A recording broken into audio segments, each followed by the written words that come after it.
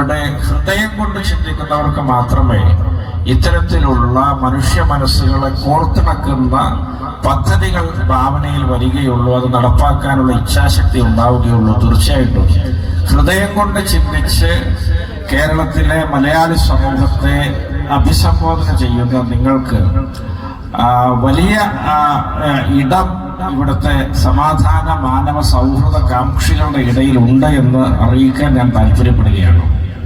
മറ്റൊന്ന്, ഞാൻ മനസ്സിലാക്കുന്നത് ഇന്ത്യയിലെ മുസ്ലിം സമൂഹത്തെ സംബന്ധിച്ചിടത്തോളം വലിയ അപരവൽക്കരണവും അന്യവൽക്കരണവും ബോധപൂർവമായ വിവേചനവും അവർ നേരിടുന്ന ഒരു കാലമാണിത്.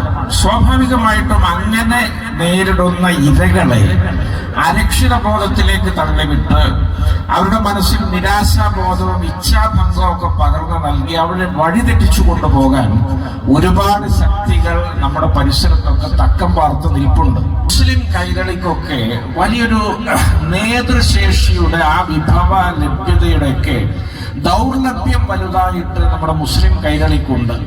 അവിടെ ഞാനിപ്പോ മുഖസ്തുതി ഹക്കീം ഉസ്താദിന് ഇഷ്ടമാവുകയില്ല എന്ന് എനിക്കറിയാം. പക്ഷെ ഞാൻ എൻ്റെ ഒരു വിവേചനാധികാരം ഉപയോഗിച്ചുകൊണ്ടാണ് പറയുന്നത്. ഇവിടെ അദ്ദേഹത്തിന്റെ കഴിവുകളൊക്കെ അദ്ദേഹത്തെ അടുത്തറിയുന്ന ആളുകൾക്കറിയാം. പക്ഷെ ഇത് കേരളത്തോടുള്ളൊരു മഹാവിളംബരമാണ്. ഇവിടെ ഊർജ്ജസ്വലതയും ആത്മവിശ്വാസവും ഇഴചേർന്ന വ്യക്തിത്വമുള്ള, അസ്തിത്വമുള്ള, അന്തസ്സുള്ള, ആഭിജാത്യമുള്ള, തനിമയുള്ള, ഗരിമയുള്ള, ഉയരും ഉണ്മയുമൊക്കെയുള്ള ഒരു നേതാവിന്റെ ആ ഒരു വിളംബരം, അതുകൂടി ഈ വലിയ മഹാപ്രയാണം ഈ സമൂഹത്തോട് സാക്ഷ്യം വെക്കുകയാണ്, മുന്നോട്ട് നീക്കുകയാണ്. തീർച്ചയായിട്ടും നാളത്തെ മുസ്ലിം കൈരളിയുടെ പ്രയാണം ഇത്തരത്തിലുള്ള പക്വമതികളായ നേതാക്കളുടെ കൈകളിൽ ഭദ്രമാണ് എന്നൊരു വലിയ ആശ്വാസം, വലിയ ഒരു ചാരിതാർത്ഥ്യം കൂടി അവസരത്തിൽ സ്വയം ഓർക്കാൻ ആഗ്രഹിച്ചുകൊണ്ട് ഞാൻ എൻ്റെ വാക്കുകൾ ചുരുക്കുന്നു. നന്ദി, അഭിവാദ്യങ്ങൾ. അസ്സലാമു അലൈക്കും.